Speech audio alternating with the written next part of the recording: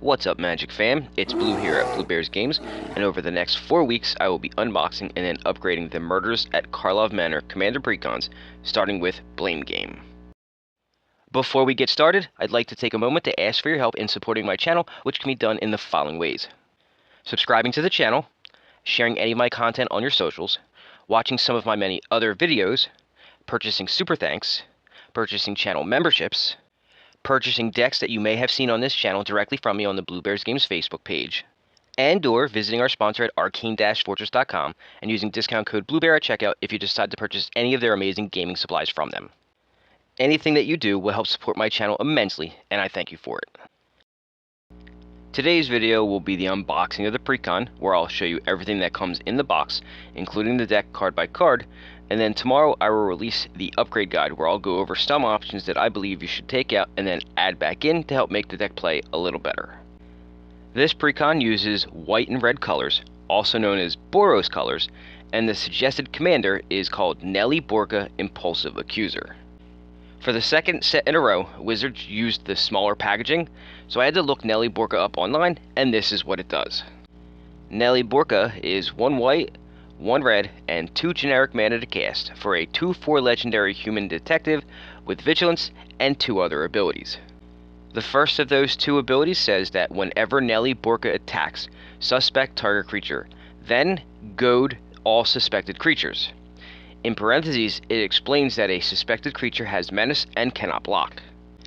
The second of those abilities says whenever 1 or more creatures an opponent controls deals combat damage to 1 or more of your opponents, you and the controller of those creatures each draw a card. Going by what Nelly Borca does, I can only assume that this deck will be some kind of forced combat theme, kind of similar to the Carter Doomscourge deck that I made about 2 years ago. While red has a good bit of cards that goad and forces opponents' creatures to attack, white does not. That leads me to believe that there's a pretty sizable sub-theme in this as well, but I'm not sure what it is, so why don't I open her up and show you what's in the box. Here is what the outside of the box looks like. It has the red and white symbols, which means that this is a Boros deck. It's called Blame Game, and then it says, goad your foes, identify suspects. Whatever that means. We'll find out in a little bit. Once again, we're in the little boxes, so the commander is hard for me to read on the outside, but I've gone over it because I went and looked it up, so we'll just skip that when we get to it. But let's open it up, and we'll take a look at everything else.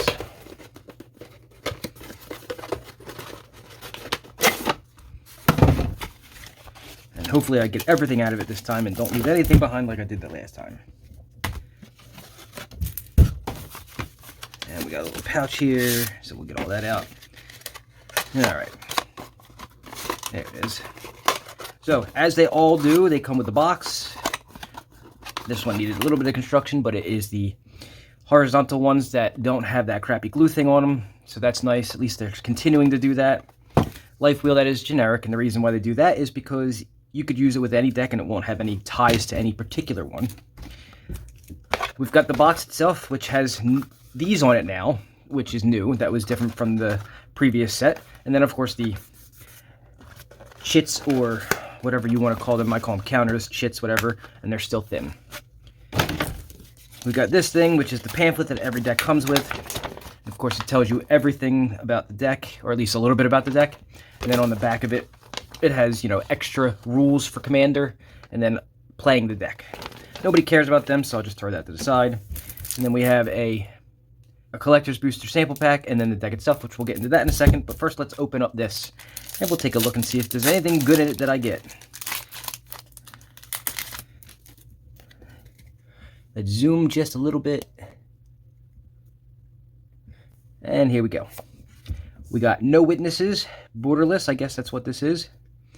And then a foil unauthorized exit with a special treatment. Don't know the prices, but I will have them up there for you. We're here for the deck, though, so let's rip it open and get to it. Oh, they went back to it where I can't get the little ripcord open, so it's going to take me a second. I'll just fast forward it, if I need to. Oh, not as much this time. Alright, let's split it in half so I can hold it easier. And let's take a look. So we already know what the suggested commander does. I've already gone over it, so let's skip that. That's the thick version of it, and that's the regular version. So the second suggested commander is Feather Radiant Arbiter. This one is 2 white and red, just like Feather the Redeemed, for a 4/3 with flying and lifelink. And then an ability that says whenever you cast a non-creature spell that targets only Feather Radiant Arbiter, you may choose any number of other creatures this spell could target and pay 2 generic mana for each of those creatures. And if you do, for each of those creatures, you copy the spell, and the copies target just that creature. All right, rest of the deck, we start with Immortal Obligation. I don't recognize this as a 2-cast instant that says return target creature card from an opponent's graveyard to the battlefield under your control with a duty counter on it. And for as long as that creature has a duty counter on it, it is goaded, can't attack you or a permanent you control, and can't block creatures that you control. Interesting. Otherworldly Escort, another card I don't recognize. It's 4 to cast for a 4/3 with flash. That says when it dies, if it's not a spirit, return it to the battlefield under your control with 4 counters on it. It's a spirit detective, and then it has an ability that says for 1 white and 1 generic and tapping it, you remove a charge counter from Otherworldly Escort and destroy target creature that dealt damage to you this turn. Next up is Redemption Arc. It is a 3 to cast enchantment aura that enchants a creature, and then the enchanted creature has indestructible and is goaded, and then for 2 you can exile the enchanted creature. Trouble in Pairs. This is the card that was a big hoopla because the artist stole the artwork. It's also worth quite a bit. It's a 4 to cast enchantment that says if an opponent would begin an extra turn, that player skips that turn instead. And whenever an opponent attacks you with 2 or more creatures, draws their second card each turn or casts their second spell each turn, you draw a card. That's actually really good white draw. White card draw is normally really bad. That's not bad.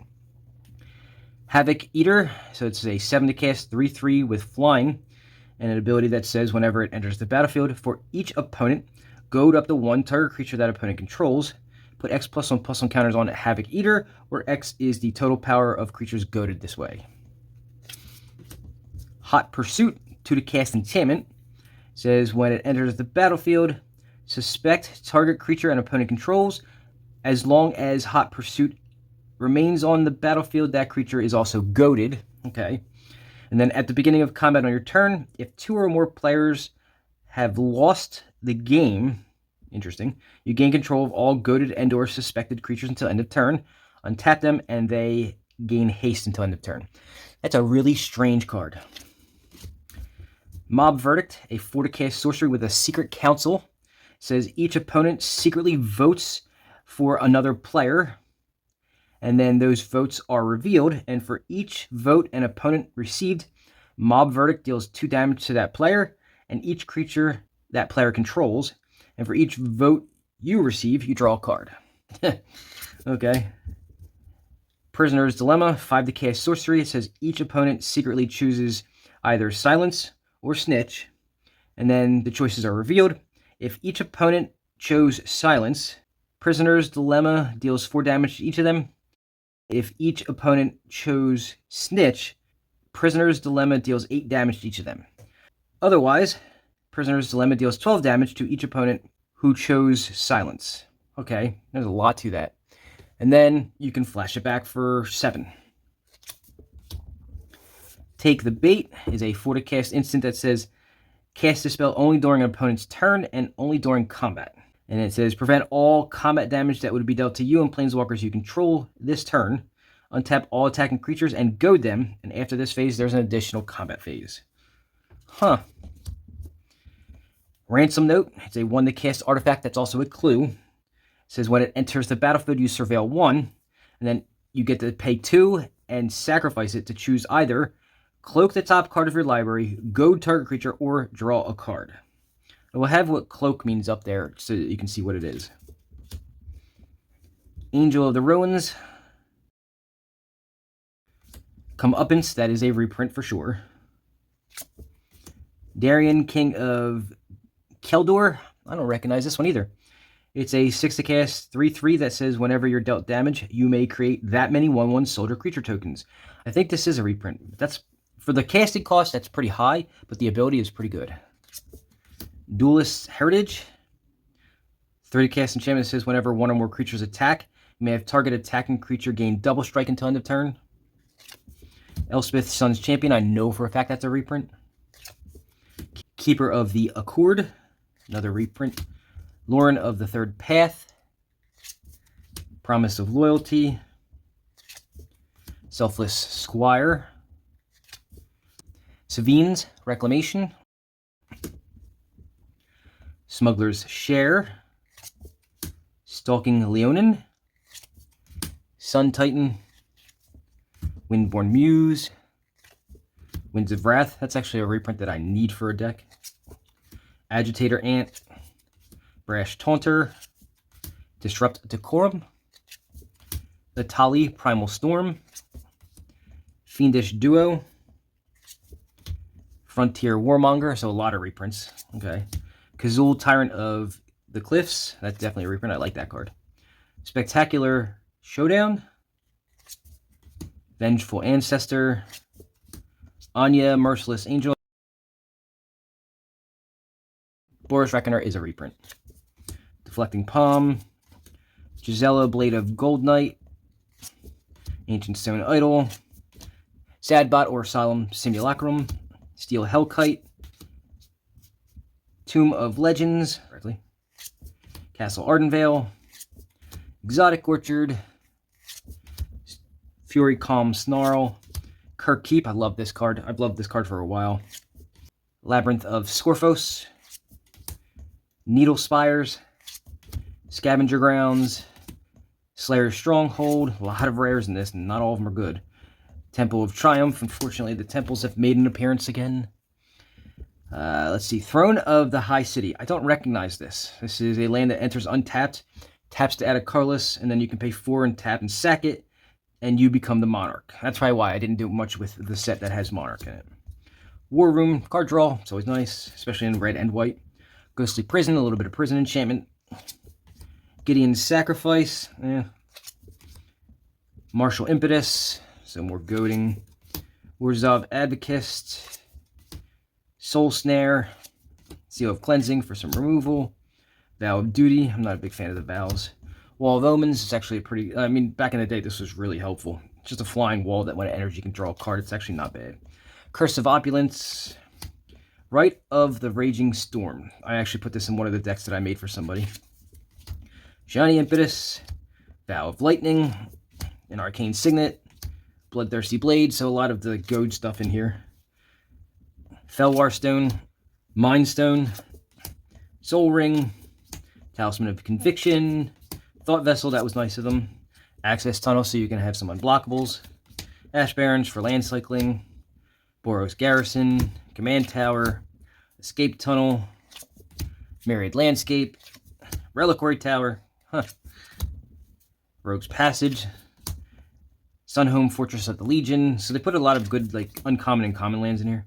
Temple of the False God. And then I believe that's the regular part of the deck. And then we got the lands. We got plains, some mountains. Yep. And then we've got tokens. Construct, Human, Soldier, Gold. And then on the back end, we've got the Monarch, Kobolds of the Kirk Keep, Treasure, Lightning Rager, more Kobold of the Kirk Keep, Ogres, and Soldiers. And that, my friends, is what is in the Murders at Karlov Manor Blame Game Commander Precon. I was right that there was a sub-theme for this deck, which was creature token making, but it wasn't as big as I was expecting it to be because there was actually 2 sub-themes. The other was sort of a pillow fort theme that was supposed to complement the tokens while you force your opponents to attack each other. In my opinion, this deck fails to do either of the sub-themes well. I'm not a fan of when Wizards precons try to do so much that each theme in the deck suffers, and that's what I see going on here. Luckily, I do an upgrade guide for every precon, so for tomorrow's video, I will see if I can make some positive changes to the deck that will help focus the deck a little more and make it a little stronger. I'm not sure how just yet, but I know this one is going to take a little extra work. I'm sure what I come up with will make some much needed improvements though, so please be sure to come back tomorrow to see what I've come up with.